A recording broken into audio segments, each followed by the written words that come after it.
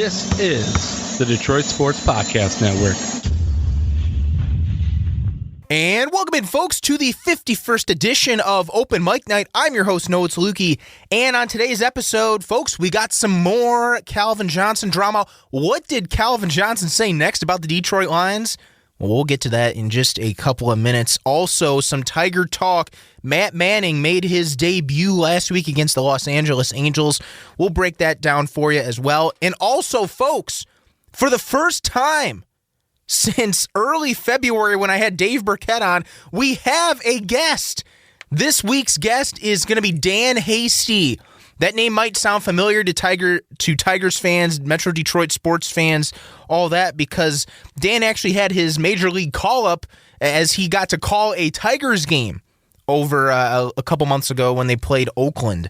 So he'll talk to us more about that experience, as well as some of the prospects, because he is the West Michigan Whitecaps broadcaster as well. Some of the prospects that have played for West Michigan this year, what he thought about Matt Manning and his start and all that. And I'm really looking forward to that because it's great to have a guest on. I know you guys really like when I have guests on the podcast, and it definitely makes for some good content. And it's always good to hear what other people have to say about different situations. That is for sure.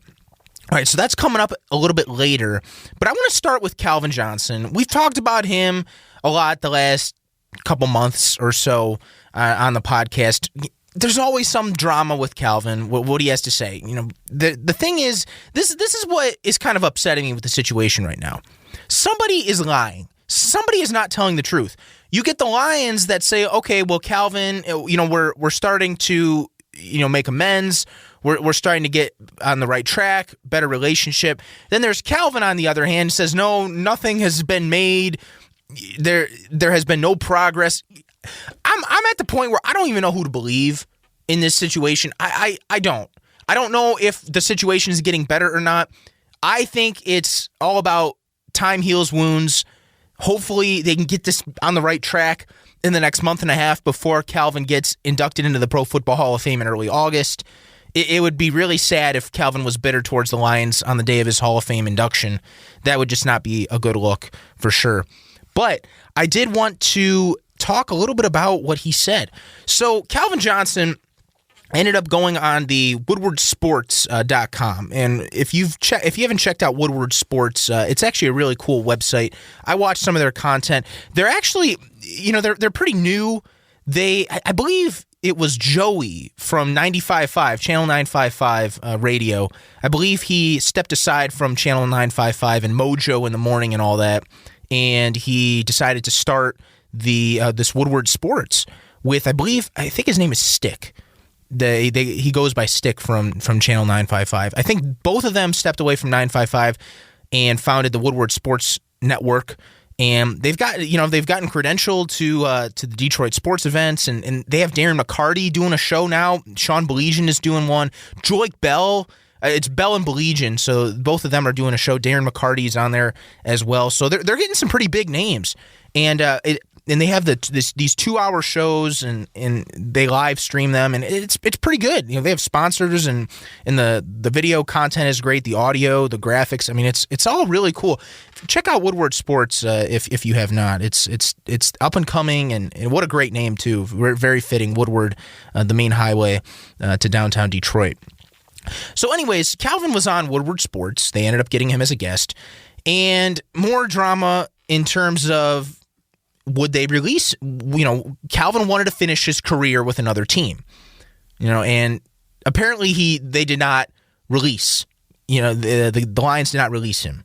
So apparently Calvin claims he wanted to finish his career with another team, but the Lions wouldn't let him leave. We asked, would they release me or let me go to another team? They wouldn't. Then he was also asked whether he would play for the Raiders. Remember, there was a whole thing with the Oakland Raiders, if he was going to go there. Johnson said he would have gone anywhere. He also recognized that quarterback Matthew Stafford wanted out and that he got his wish. You know what?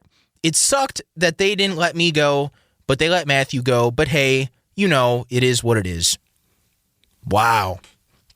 More Calvin drama. As a fan, I'm getting tired of it. Just make amends. get back with the franchise. I know it took a while for Barry to come back. It's time. I think it's time. And Calvin's been retired since the 2015-16 season. So if I'm good at math, that's 16-17, 17-18, 18-19, 19-20. This is going to be the 6th season that the Lions have had without Calvin. Way too long. This needs to be finalized. And like I said, hopefully in the next month and a half before the Hall of Fame ceremony, because I'm sure the Lions are going to have to want to do plenty of things with Calvin about that. They're going to want to, honor him maybe at the stadium or have him come to training camp. Any of those things. It would just be really awkward if they didn't do any of that, if they were on bad terms with Calvin. So, look, I mean, Calvin did not, from my perspective, Calvin did not honor his contract. And, he retired early. He should not have gotten paid. I mean, plain and simple, from the contract. But, I think ego was a little factor in this. And, the Lions on their part, they basically said, you retired early, you didn't follow your contract, we're not letting you go to another team. The thing with it's just a different situation with Matthew Stafford, I think, a little bit. I think both terms kind of agreed. I don't think the Lions necessarily agreed. It wasn't mutual. The Lions didn't agree with the whole Calvin retirement thing and how he wanted to leave and go to another team. But at least for Matthew, it was more, one. And plus, you got to remember, different regime with Matthew Stafford, with Calvin Johnson than it was with Matthew Stafford. A little different. No Patricia, no Quinn. They did it. I think they handled the Matthew Stafford situation the right way. And unfortunately for Calvin, it just didn't turn out the way he wanted it. But like I said, they need to make amends before the Hall of Fame. Plain and simple. By the way, speaking of Matthew Stafford, anyone hear those comments about what Sean McVay? This dude is a bad mother effer. And that he is better than advertised. More comments, more love from Sean McVay about Matthew Stafford. Our good friend Matt Derry putting some stuff out. He's tired of it. I think some fans are tired of this as well. When they went out to Cabo and Mexico and all that. It's interesting comments from Sean McVay about Matthew Stafford. But like I said, time to make amends. You got a month and a half to do it. Sheila, Rod, Chris Spielman, if he's involved. Got to get Calvin back in the facility. Some way. I don't know if it's repaying the money. I don't know if that should be done. I don't know if that's what they're going to do. I don't know if they're going to offer him. Who knows? But they got to get this fixed, especially before August. All right, I want to move on to some Tigers before we get into some Dan Hasty talk. So Matt Manning making his debut for the Tigers on Thursday. It was one of those YouTube live games. So it was free on YouTube. So basically anyone around the world could watch it. Really cool. I watched the first 6 innings before the Angels hit a grand slam, and I turned it off because I'm like, this is a West Coast game. I'm not staying up till 1 a.m. to watch this blowout. Tigers actually did mount a little comeback, but they fell short 7-5 in that game. So I was curious. I wanted to see Matt Manning. I wanted to see what he could do. Because remember, this is a guy that had an 8.07 ERA in Toledo. And we talked about it last week, how I think those numbers are a little deceiving because, the walk rate was low, the strikeout rate was high, a little bit over a strikeout an inning. And I think he just got caught in a bad situation where he would, give us some base runners, get pulled out, then the reliever would give up those runs, the runs would get credited to him, got that kind of thing. So I personally, look, is the Angels lineup something spectacular? No. There's no Trout. I mean, obviously Ohtani. I mean, I can't believe Ohtani homered in every game that he played against the Tigers. I mean, that's amazing. And this guy pitched. And he pitched. Unbelievable. He's going to be in the home run derby as well at Coors Field where the ball flies. That'll be interesting to see in that mile-high, thin air. But Matt Manning, 5 solid innings of baseball. He only gave up a few hits, struck out 3 or 4, I believe. This is a guy that, at least from his first start, seemed more ready than we thought. I liked it. I liked seeing him out there on the mound. And I like that the Tigers decided to call him up. I know they're struck with injuries. No Turnbull right now. No Matthew Boyd. They needed help. But also, he's 24 years old. It's time. He's a big boy now. You can't leave him in the minor leagues for too long. He's got to come up to the majors. And he's here to stay, for at least for now. Now, I always thought maybe he could go back to the bullpen if these guys come back. Now there's talk about the younger pitchers like Mize and Skubal. They could be on inning limits now. Only pitch 3 or 4 innings. Not go much longer. Which I think is interesting because you think of... God, when I heard about that, the first player I thought of was Felix Hernandez with the Mariners. A guy that, 19 years old was pitching, 200, 225 innings.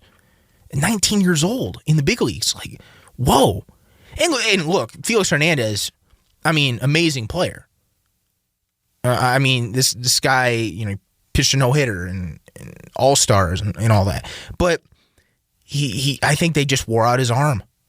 He just pitched way too many innings when he was younger. And by the time he was 32, 33, which in a lot of cases, pitchers are in the prime of their career, his arm was just dead. He had nothing left. If that's what they want to do with Casey Mize, Tarek Skubal, make sure they're on inning limits to avoid a situation like that, where by the time in 10 years their arm is dead, I could see why the Tigers are doing this. They have nothing to lose. They're not in playoff contention. They're not making the playoffs or anything. This is more of a developmental year for these guys anyways. If that's their philosophy, to limit these guys' innings because of that, I'm fine with that. However, I could see the other side, though, where this is a developmental year. Give them as much as you can, but you don't want to stretch it out too much. So you got to find that balance. But, if you're only going to give them a couple innings for a little bit, I don't see a problem with that. Not for the whole season, though. Not for the whole season. If for a couple weeks, save their arms, whatever, that's fine.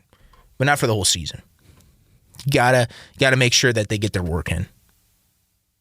But you don't want it to be like Felix Hernandez. So I think that'll be interesting to see how that plays out. All right, so we're going to hear from Dan Hasty, who he's going to talk a little bit about the Tigers and his experiences, even an interesting Ernie Harwell story that he has for you guys.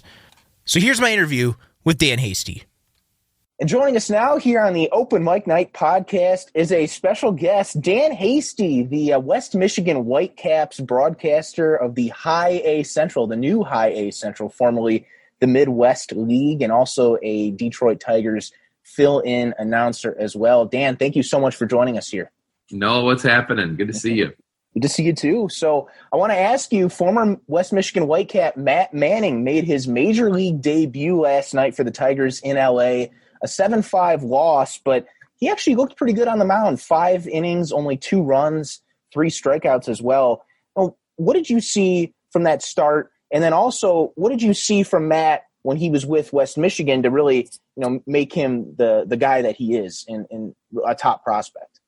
Well, I think the guy that we saw on Thursday night was somebody who was more ready for the big leagues than I think we originally thought. And looking at the major league debuts for Casey Mize and for Tarek Skubal, Matt Manning among that trio has now had the most effective major league debut. And I know he's going up against the Los Angeles Angels, and they're not exactly a wrecking crew, but they're not nothing. Shohei Ohtani is still in that lineup, right? I know Mike Trout's not in there right now, but they're not chopped liver is my point. So I think, that surprised me, given his struggles at Toledo. But I was kind of thinking the whole time that even though there was some struggles in Toledo, I didn't put a lot of stock into it. And the only reason is because if you dominate Double-A the way that Matt Manning did a couple of years ago, look, the best prospects in all of minor league baseball, contrary to popular opinion, are not in Triple-A. They are absolutely in Double-A and in High-A, to be perfectly honest with you. That's where the most talented players are. And, the fact that he went up to Triple-A and he posted an ERA around 8, that's going up against major league, retreads and fourth outfielders who didn't cut it. A lot of guys who, are just kind of hanging on. Whereas when you're in Double-A, look at the Erie Seawolves right now. Talk about talent on that squad. So I think the fact that he had that success in Double-A, that made me feel like he'd be all right last night. But he was a little bit better than I thought. And as it pertains to what he was in West Michigan, he was growing up a lot. He had to learn a lot in a very short amount of time. I think I kind of go back to 2016 and 2017 when people were kind of like seeing his fastball at like 88, 89 and were like freaking out. But I think what's happened is that, we just had to be patient. They call it player development for a reason. It's because these guys aren't finished products. And we had to be very patient on Matt Manning. And I don't know if he's going to be up there to stay, but based on what he did last night or based on what he did Thursday night, he is clearly going to have himself at least a chance to make another start. You mentioned just now about, he might not stay, because there's obviously Matt Boyd is hurt. There's a Spencer Turnbull's hurt as well. Could you maybe see him go into more of a bullpen role possibly, or would they just send him right back down? They definitely need all hands on deck right now, all able bodies who can throw. And I think that there's a chance that you look at guys like Skubal and Mize maybe a month and a half, maybe 2 months from now, and you see their innings starting to go down a little bit. I think the idea might be just to shave a few innings off here and there. I don't know if there's a hard cap per se, but I wouldn't be surprised if there was. I don't think that, that there's no aspirations. I wouldn't get confused that this team is trying to compete for a playoff spot anytime soon, at least this year.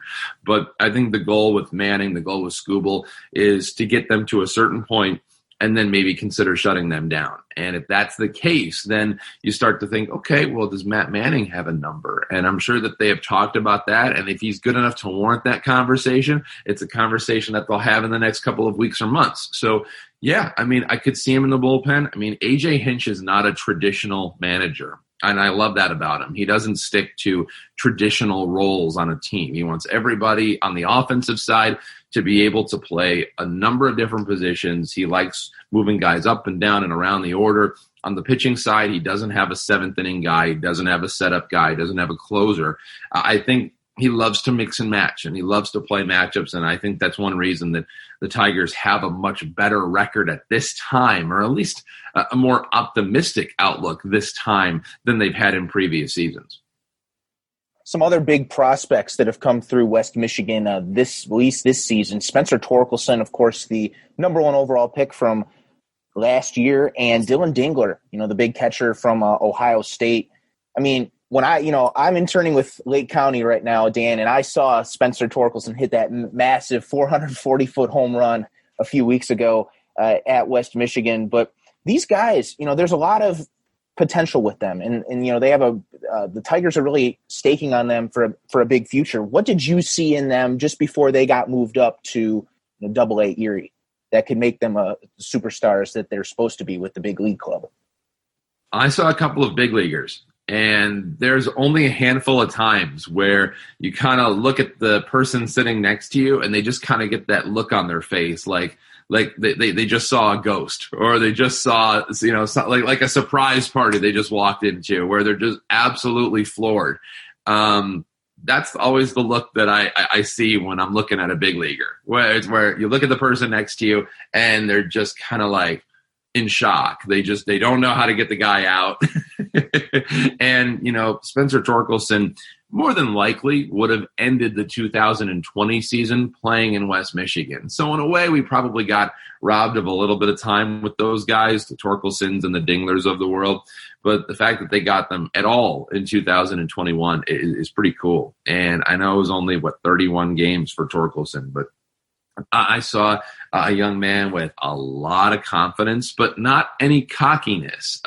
Just one of the boys. And, I think at the same time, he's smart enough to be a leader, and I think he doesn't take his feelings about his talent and push people the wrong way. I just think he's just one of the guys, and I really enjoyed having him around. I think one of the big things if you're going to play for a Detroit-based sports team is you have to put the work in. You have to have work ethic. You have to be relatable. And that's some of the things that I think Spencer really, really thrives in. So, a fun little fact about Spencer is that his mom, and I think some of us have heard about this, but we didn't know exactly how they were linked. But Spencer's mom is the chief financial officer for Guy Fieri.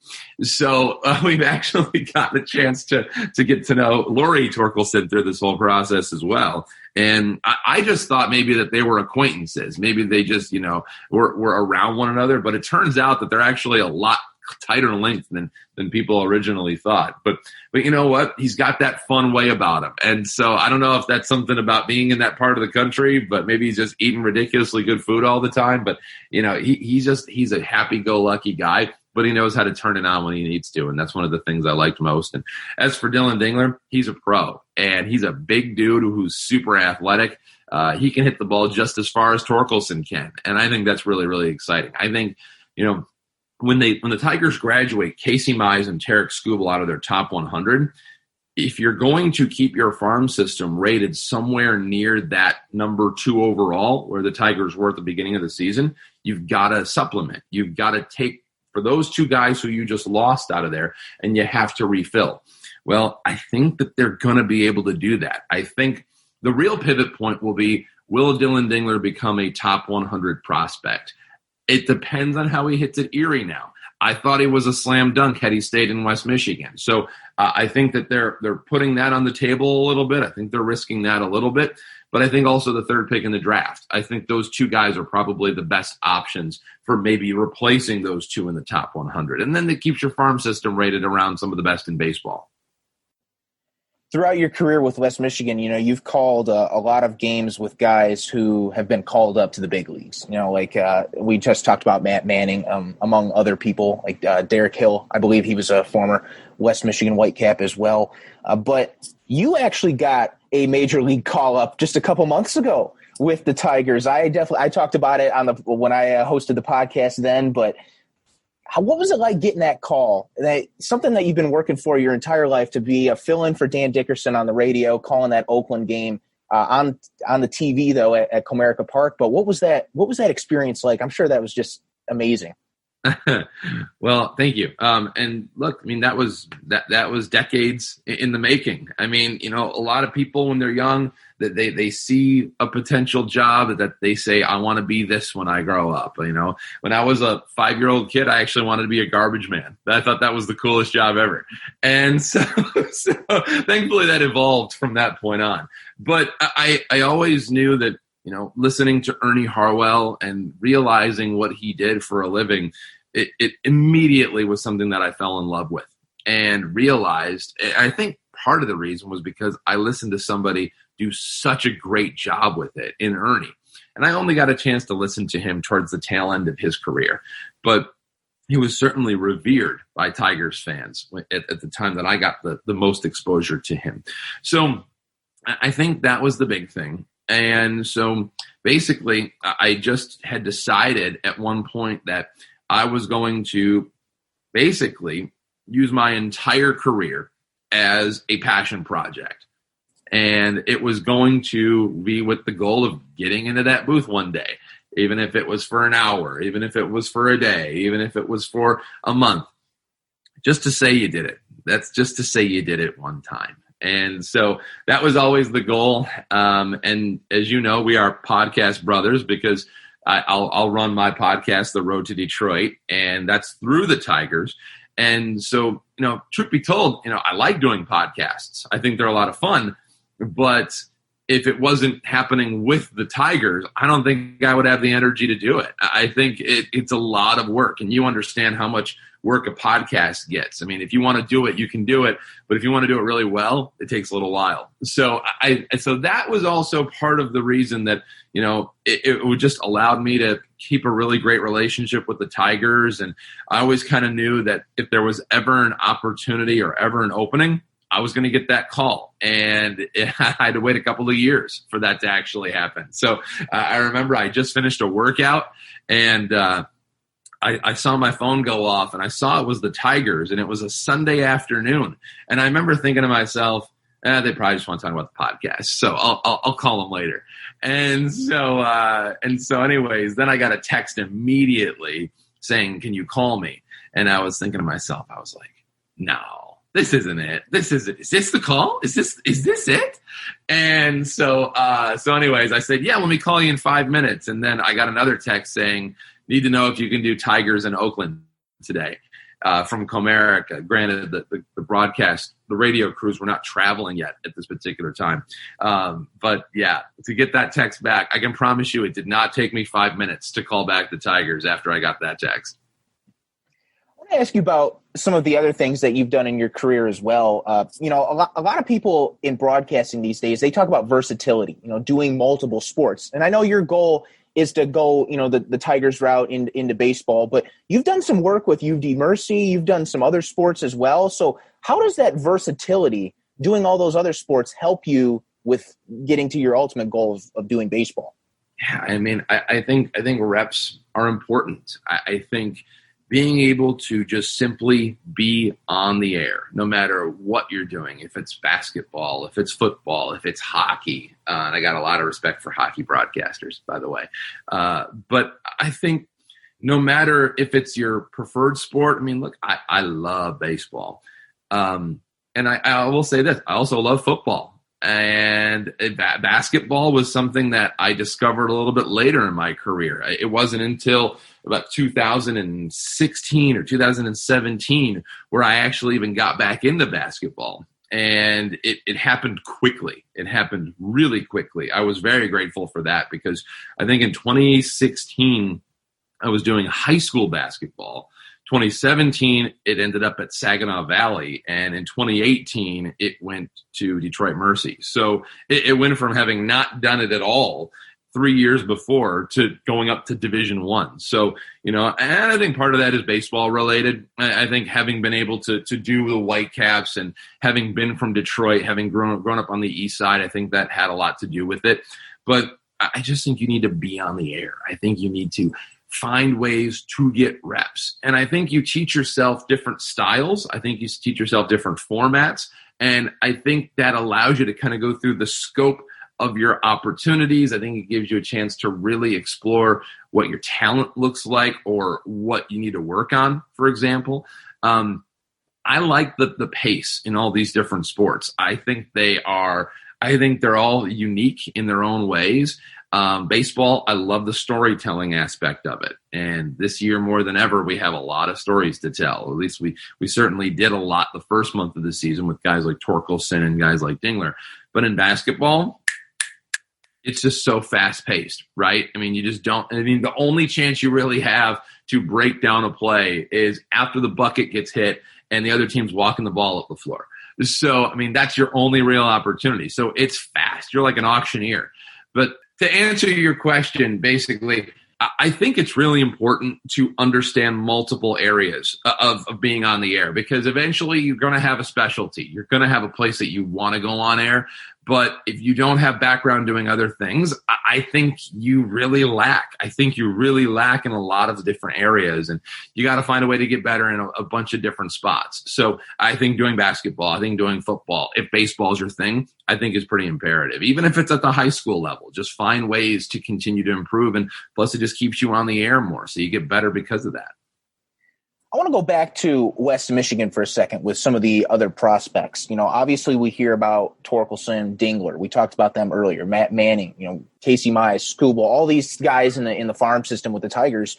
But there's some other talented guys that might not get as much recognition as some of these other guys. I mean, Daniel Cabrera, he's having a good year. with West Michigan. There's Jose King. There's other guys. Is there anyone in particular that, for Tiger fans, you might say, hey, this guy might be pretty good one day and might have a chance at the big leagues?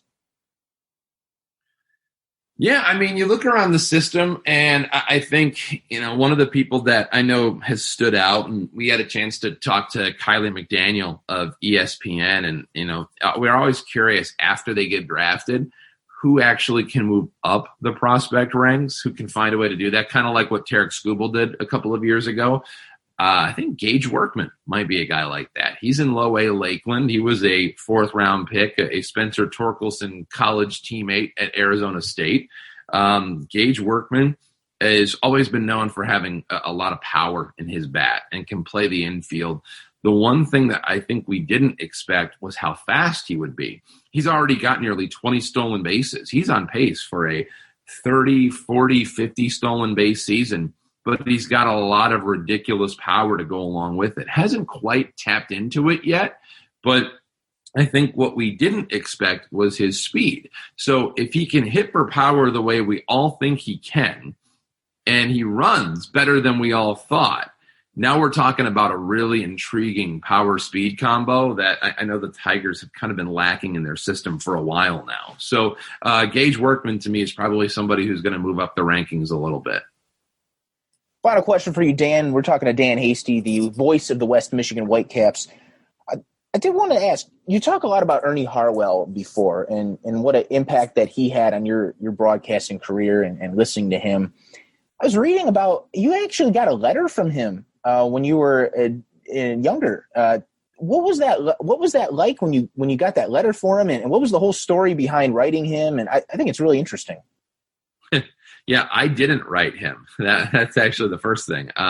What happened was I was in high school, and I want to say I was somewhere around 15, 16 years old, and I was trying out. I just played junior varsity baseball at Sterling Heights Stevenson, and so I was there, and I had played the last couple of years leading up to that, and I was hitting in the 4-hole. I was the first baseman. I was a all bat, no run first baseman. I had a little bit of a glove, but it was all right. But I could hit. And so it's kind of like my dad that way. My dad was the same way. He just hit it a long way, so he didn't have to run that fast. So I tried out for the freshman team, made it. Tried out for the JV team, made it. Was hitting cleanup. Tried out for the varsity team, didn't make it, and was absolutely floored. And that was a real pivot point. And, I remember thinking, like, how do you go from the cleanup batter for 2 straight years to not making a team? And so that was frustrating. And I was in a tough spot because I always knew I wanted to be a broadcaster, but I wasn't quite ready for that. I wanted to keep playing. I wanted to keep hanging out with my friends. So anyway, my mom actually got Ernie Harwell's home address. Don't ask me how, but she wrote him a letter and she explained to him the situation. And so I didn't know about this. She sent it away, and a couple of weeks afterwards, after I kind of made peace with the situation, I went to the mailbox and I saw a letter addressed to me, and I didn't think much of it until I saw the return address on the upper corner of the letter, and it said E. Harwell. And I was thinking, the first thought I had was, like, I just stopped. My jaw just hit the floor. I think I was standing in the middle of the street. I'm glad there were no cars coming by. But I remember thinking, is there like another E. Harwell in Michigan that I don't know about? Why would this guy have wrote to me? So anyway, of course, as soon as that happens, I'm opening up the letter and I read the thing, and it just says, hey, Daniel, I hear you may be a great baseball broadcaster someday. It was very nice. It was a very short letter, and it just said, don't mind a few setbacks here and there. Just keep on keeping on. And I still have that letter, and I still have that. That is a framed letter, and that's kind of one of my rallying points around what I do. And when I saw that, I remember thinking, okay, you know what? It's okay to start pouring all my energy into this. This is the right time. Clearly, this was meant to arrive here, And, that I think it was at that point where I decided that my life goal was to someday sit in that same chair that he sat in. So I feel pretty lucky to have been able to do that. Wow, just an absolutely amazing story with one of the best to ever do it, Ernie Harwell, and a nice relationship a little bit there with Dan Hasty. But thank you again so much, Dan, for joining us. You can follow Dan on Twitter at @DanHasty. And thanks again, Dan, the West Michigan Whitecaps broadcaster of the High-A Central Division. And great talking with you, Dan. Thanks, Noah. Now we just have to get you out to West Michigan one of these days. I want to thank Dan Hasty for coming on the Open Mic Night podcast. Again, always great to have guests. Hopefully, we'll be getting some more guests later on, especially more football guests. I know we had some ex-Lions on back in the fall. Hopefully, we'll be getting some more on and some more NFL people and all that and some baseball. I'm even getting some baseball as well with some more Tigers talk later on as well. But a lot of interesting stories from Dan, really working his way up in the broadcasting realms. Finally got that major league call up, one of the best moments of his life for sure. And really, really good to hear about some of the prospects, Spencer Torkelson, Dylan Dingler, guys that the Tigers really, really need in their, to help them with the big league club in the next year or so. So definitely interesting to hear his perspective on all that for sure. All right, a couple weeks, we're going to have the Rocket Mortgage Classic as well. We're going to be talking more about that next week, and it's going to be fun. There are a lot of awesome things going on in Detroit sports right now, and we're going to have it covered for you right here on Open Mic Night, along with the other podcasts, the amazing podcasts on the Detroit Sports Podcast Network, like the Doc and Jock Wrestling Podcast, Michigan Podcast, and the Fan Report, all these amazing podcasts, and John Macaron, the amazing work he does with SI Lions, Vito Churko with the Tigers, all that amazing stuff right here on the network. And it's almost been a year, 52 next week. It'll be 52, episode number 52. So I'll be doing this for almost a whole year. Can't believe it. Very, very special to work and do the podcast for this network and have a little slice of the pie, if you will, in the Detroit sports scene, that is for sure. But thanks again, folks. Make sure to tune in next week. We're going to have some Rocket Mortgage Classic talk and whatever other Detroit sports talk comes around in the next week or so. Thanks again for listening to Open Mic Night.